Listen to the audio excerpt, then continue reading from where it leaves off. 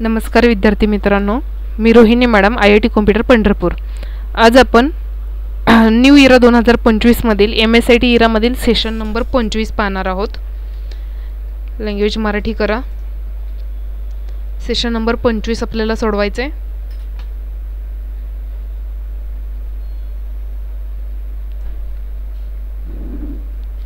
Session number 25 ला click करा। ह्याच्यामध्ये आपल्याला सगळं ऑरेंज कंटेंट सोडवावं लागेल। आपल्याला सोडवायचं नॉलेज चेक। नॉलेज चेकला क्लिक करा। जे ब्लॅक मधलं ते सोडवू नका। स्टार्ट करा। पहिला प्रश्न आहे, मायक्रोसॉफ्ट ऑफिसचे ऑफलाईन व्हर्जन वापरताना काय करायला हवं? सेव्ह, पर्याय क्रमांक 2। आणि मेनू बारवरील कुठल्या टॅबखाली तुम्हाला एक्सपोर्ट ऑप्शन आढळेल? फाईल, पर्याय क्रमांक 3। सबमिट करा। एस करा। समोर एंड एक्झाम टाईप करा। कन्फर्म करा आणि ओकेला क्लिक करा। त्यानंतर पुढे आहे सिम्युलेशन प्रश्न। स्टार्ट करा। पहिला प्रश्न आहे, मजकूर किंवा संख्या अलाइन करण्यासाठी सेंटर अलाइनमेंट करायची आपल्याला। सेंटर अलाइनमेंट, इथे सेंटरला क्लिक करा।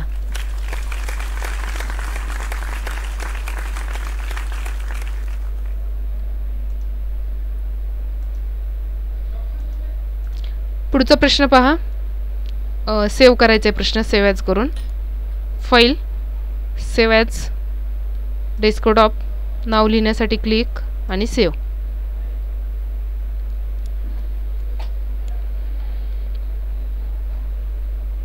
एस करा। एंड एक्झाम टाईप करा आणि कन्फर्म करा। तसेच जे विद्यार्थी मित्र आपल्या चॅनलवरती नवीन आहेत, चॅनल सबस्क्राईब करा, व्हिडिओ लाईक करा व बेल आयकॉनवरती क्लिक करा, जेणेकरून नवीन व्हिडिओच्या नोटिफिकेशन्स मिळत राहतील। सेल पाथ लर्निंगला क्लिक करा।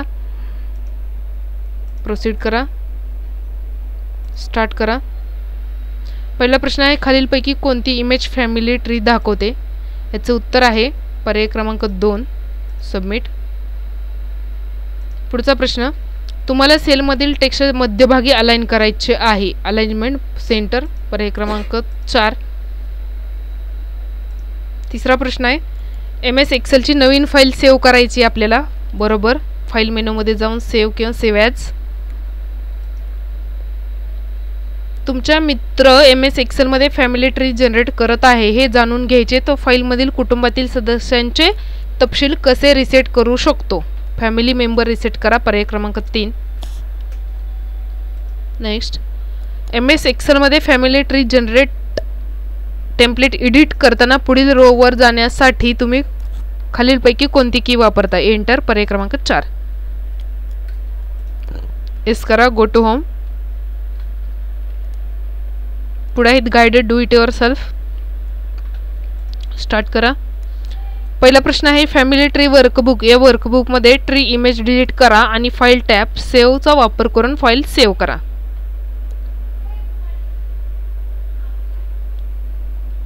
एक्सेल ओपन होईपर्यंत वाट पहा। ही ट्रीची इमेज डिलीट करायची। इमेजला क्लिक करा, डिलीट बटन दाबा, पुन्हा फाईलवरती क्लिक करा आणि सेव्हला क्लिक करा। डेस्कटॉप आणि सेव्ह करा। इथून साईडला क्लिक करा आणि प्रश्न सबमिट करा।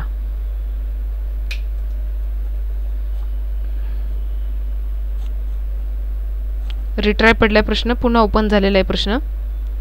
फॅमिली ट्री इथलं डिलीट करायचं होतं। फाईल, सेव्ह, फाईलवरती क्लिक करा आणि सेव्हवरती क्लिक करा आणि पुन्हा प्रश्न सबमिट करा। पुन्हा रिट्राय झालेला आहे प्रश्न।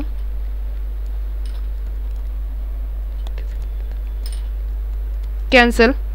पुढचा प्रश्न बघू आपण। फॅमिली ट्री शीटमध्ये स्तूपा टेक्स्ट सिलेक्ट करा आणि home tab font group font कलरचा वापर करून रेडमध्ये बदला।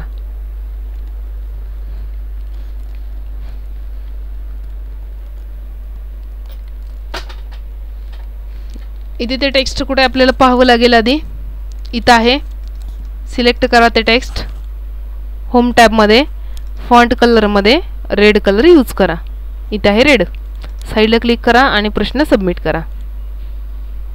ओ, अनएक्सपेक्टेड एरर आलेला इथे। पुन्हा स्टार्ट करावा लागेल हा प्रश्न।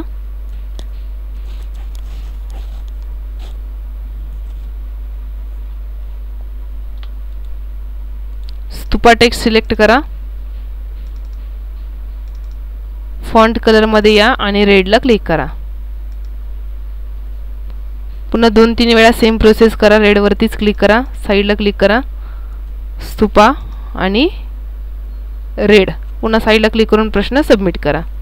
ओके करा. सेम प्रोसेस रिपीट करायची आणि मग प्रश्न सबमिट करायचा. फाईल टॅब सेव्ह ॲजचा वापर करून फॅमिली ट्री वर्कबुक तुमच्या डेस्कटॉपवर फॅमिली ट्री जनरेटर नावाने सेव्ह करा. वर्कबुक ओपन होईल. त्यानंतर आपल्याला तिला सेव्ह करायला सांगितलेलं आहे. वर्कबुकला फाईलला क्लिक करा, सेव्ह ॲजला क्लिक करा, डेस्कटॉप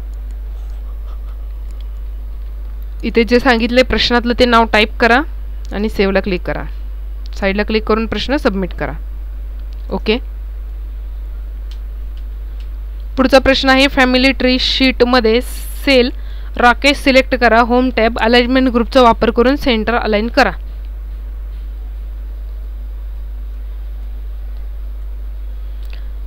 राकेश सेल सिलेक्ट करा आणि सेंटर अलाइनमेंट यूज करा. बघा पुन्हा सेम प्रोसेस करा. सेंटरलाच क्लिक करा, साईडला क्लिक करा आणि प्रश्न सबमिट करा.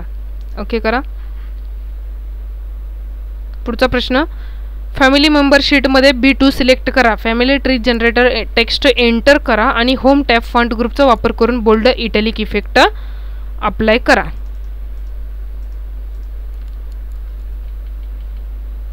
B2 मध्ये हे टेक्स्ट सिलेक्ट टाईप करायचं आपल्याला. B2 वरती क्लिक करा, टेक्स्ट टाईप करा. त्यानंतर त्या टेक्स्टला बोल्ड आणि इटॅलिक करा. साईडला क्लिक करा आणि प्रश्न सबमिट करा. ओके करा. आपला राहिलेला पहिला प्रश्न आपण पाहूयात. एरर आल्यामुळे आपण त्याला ठेवला होता. Family tree workbook tree image delete करायचे.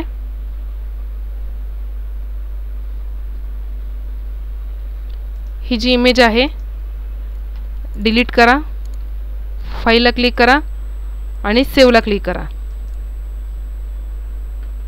ब्राउजला क्लिक करा. डेस्कटॉप कुठे पहा आणि सेव्ह करा. येस करा. पुन्हा एकदा फाईल आणि सेव्ह करूयात आपण. साईडला क्लिक करून प्रश्न सबमिट करा.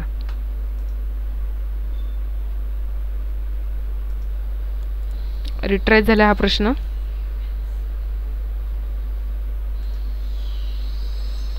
सेव्ह ॲज करून बघू आपण. File save as desktop save. Yes करा. फाईल टॅबमधून आपल्याला सेव्ह किंवा सेव्ह ॲज वापरायचं आहे. साईडला क्लिक करून प्रश्न सबमिट करा. पुन्हा रिट्राय झाला आहे.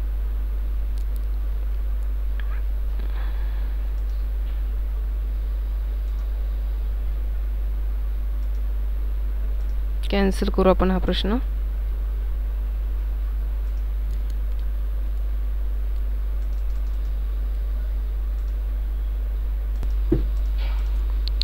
स्टार्ट करू आपण हा प्रश्न. इमेज डिलीट करून फाईल टॅब सेव्ह ॲजचा वापर करून सेव्ह करायचा आहे.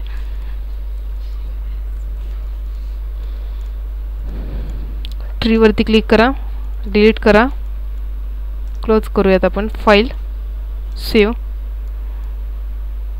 डेस्कटॉप घ्या. इथे जे नाव दिले तेच नाव घ्या.